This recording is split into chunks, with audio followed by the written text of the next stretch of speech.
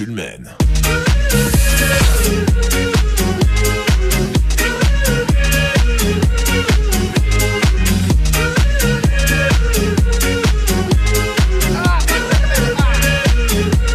Spatulman.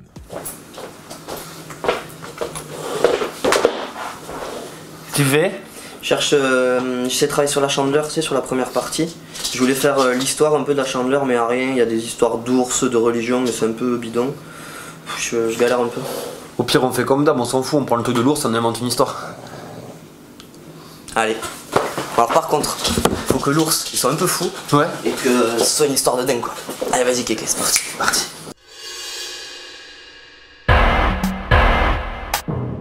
Bonsoir.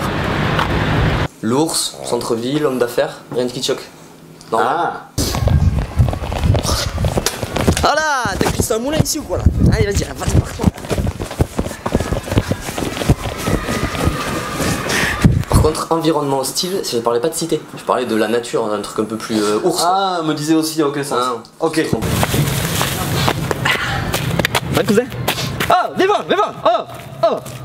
Pourquoi il parle comme ça, l'ours? Ah. Attends, je change.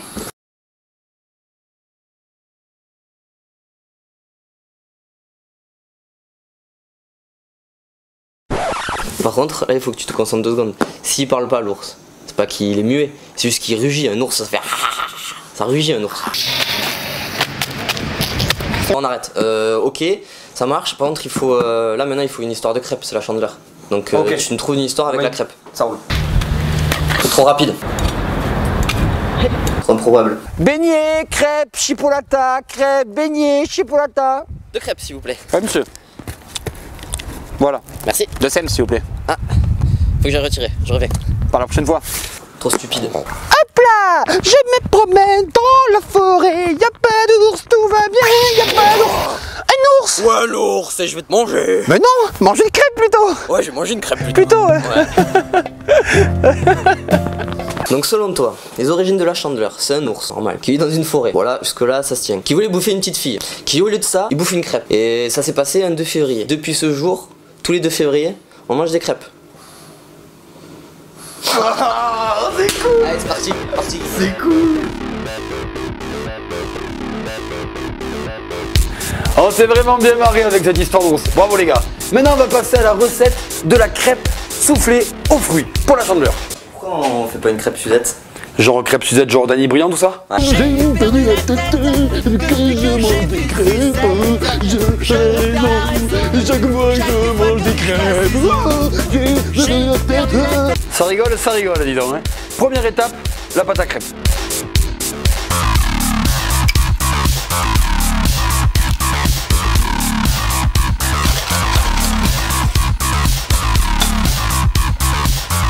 Remuer ça gentiment, je m'en mets partout. C'est maman qui va pas être... Oh con. Ah, mais c'est maman qui va pas être content. J'ai salopé mon pantalon. Ça va. Maintenant, la crème pâtissière. Enfin, pardon, la crème Chiboost. La crème Chiboost, c'est un mélange de crème pâtissière et de blanc d'œuf. Le sucre. On va faire... Ça fait peur. Hein. Alors, 4 jaunes d'œufs. Monsieur et Madame Duff ont un fils, comment s'appelle-t-il? John. John Duff. Ah, blanchir, ça veut dire quoi? Ça veut dire mélanger très fort les jaunes et le sucre jusqu'à temps d'obtenir un mélange mousseux. Vous mettez à bouillir votre lait avec une gousse de vanille. Et vous en mettez la moitié d'abord. Donc là vous mélangez et vous récupérez.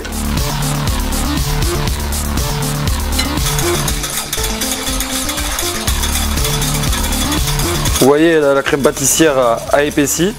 Ce qu'il faut c'est quand même la faire bouillir en dessous. Hop, on a la première bulle. On attend quelques secondes. Dans un récipient froid. Allez, au frais. Après. Maintenant, on va monter les blancs de neige et les incorporer dans la crème pâtissière. On dirait une tondeuse à gazon. Cuisson de la crêpe. Donc on vous apprend rien, j'ai pris une petite poêle parce que moi je veux des petites crêpes. C'est pas une poêle à crêpes, on peut les faire dans des poêles classiques. Hein. Vous les huilez un peu, ou un petit peu de beurre graisser un peu, pas prendre trop de risques. Vous portez, c'est à chaud quand même. Bon après ça n'a pas de secret, c'est de la crêpe en fait. Et faire sauter les crêpes, vous savez qu'il y a même des mecs qui font ça aux Jeux Olympiques.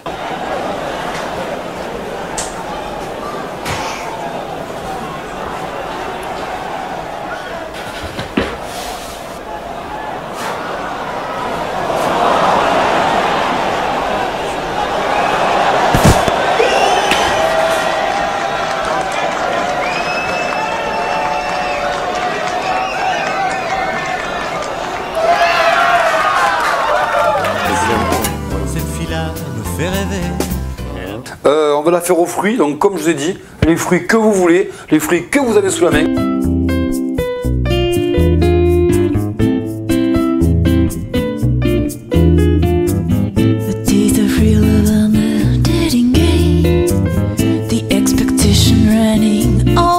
Votre crêpe garnie au four. Il me fallait envoler mon papier.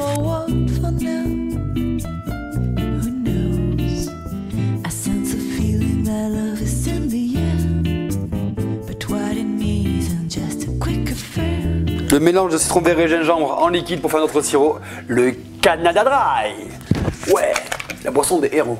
Ça c'était une boisson, quand on était petit on a kiffé, on adorait. Donc la crêpe est finie de cuire, donc ça va mariner 10 minutes, c'est parfait. Maintenant on passe au dressage.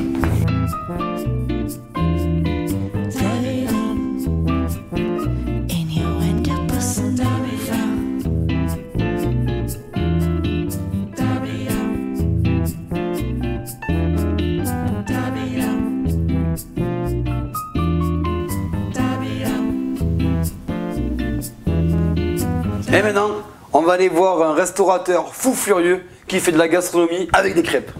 Allez!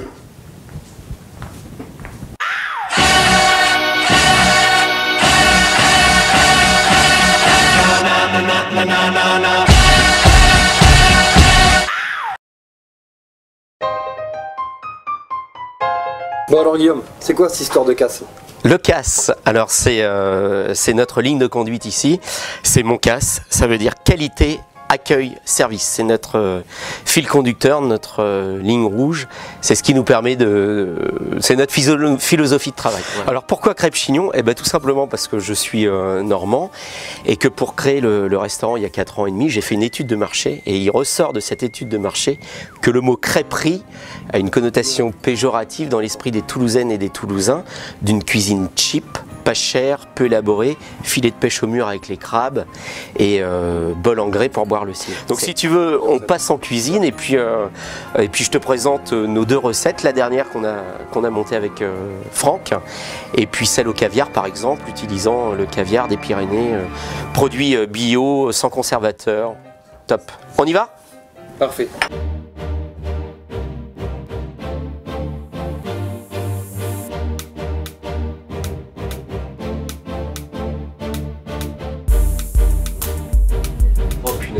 Un feu d'artifice en bouche. Extraordinaire.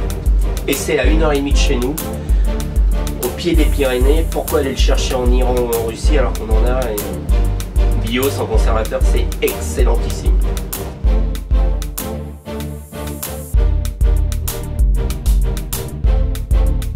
Et pourquoi mettre du caviar sur une farine de blé noir, donc sur une galette de blé noir? Et bien tout simplement parce que la fleur de la farine de blé noir, avant d'être accaparée par les Bretons, était cultivée et est toujours cultivée dans les plaines du Caucase en Russie. Et le caviar des Pyrénées, avant d'être cultivé dans les Pyrénées, vient plus de la mer Caspienne et d'Iran. Voilà. Donc le cheveu est l'ennemi juré du restaurateur, donc je décline tout le thème de la carte sur la chevelure. C'est justement un endroit où on se crêpe pas le chignon, où les gens viennent plutôt passer un bon moment. Je trouvais ça rigolo, et puis c'est mon idée, et voilà. Je pense qu'il ne doit pas y avoir beaucoup de restaurants en France qui utilisent le cheveu dans leur coiffure, dans leur plat. Et là, pour la Chandeleur, justement, je me suis associé, on s'est tapé un bon délire avec Franck Ronimel du restaurant En Marge, qui a une étoile au guide Michelin, pour sortir et créer une recette qui me tenait à cœur, c'est-à-dire la galette au cassoulet. Magret de canard séché et parfumé au bois de hêtre, saucisse de Coine, voilà, donc le magret, Génial. Voilà. Ça c'est gourmand quand même. Ça c'est gourmand, exactement. Persillade fraîche à l'ail, très légère. Il faut de la truffe. Et bien entendu, à la truffe noire de Quercy. Il faut se dépêcher parce que la crêpe est cuite, c'est ça qui est. T'inquiète pas. C'est bon ça. Là c'est coloré et tout, c'est génial. Décoration au magret de canard, un petit peu de saucisse de Coine, de vinaigrette, une glace à la moutarde à l'ancienne de chez Philippe Faure, maître artisan glacier de l'Ariège, et la truffe. Intéressant la truffe, ça d'ici. Ah ouais. Super bon. Arrivé ce matin de Cahors, du marché de l'Albinque exactement, vinaigre de framboise, Un peu d'acidité là. un petit peu d'acidité et une huile de pépin aux herbes vertes, ciboulette et persil, faite maison. Néo cassoulet, haricots tarbés, saucisse de Coine, truffe noire du Quercy, magret de canard, vinaigre de framboise et de cassis et huile d'herbe, ciboulette et persil frais, persillade, persil, échalote. Je vous souhaite une très bonne dégustation et moutarde de Meaux à l'ancienne de chez Philippe Faure. T'inquiète qu'elle va être bonne la dégustation. Des produits ancestraux, des recettes ultra classiques, revisitées et décalées avec la folie de mes 40 ans et l'envie de mettre un bon coup de pied dans la fourmilière de l'établissement de la cuisine française. C'est son restaurant, comment tu pourrais le décrire à tes copains à l'école? Ben. Je sais pas. Ah, t'arriverais pas à le décrire? Mais si, il fait juste des crêpes et des galettes. Il fait juste des crêpes et des galettes. Enfin, je sais pas, il fait des crêpes et... au caviar des Pyrénées. T'as eu une indication peut-être? Non, t'as eu... On t'a aidé. Ça, c'est ma préférée. Toi, tu la manges là? Oui. Mais, donc, comment tu peux me définir le restaurant de ton papa? Le crêpe chignon, c'est le casse. Qualité, accueil, service. Puis j'ai une super équipe surtout. C'est une réussite d'équipe qui passe avant tout par une délégation et une mise en confiance de mes collaborateurs et de ma collaboratrice. Voilà, moi sans eux je peux rien faire, le restaurant peut pas tourner, eux sans moi le restaurant peut tourner. Je te rassure, je suis souvent là. Je m'en doute. Merci à vous messieurs d'être venus, c'était cool. Et merci à toi, t'as bien conclu notre émission sur la Chandeleur. Salut Lou. Ciao.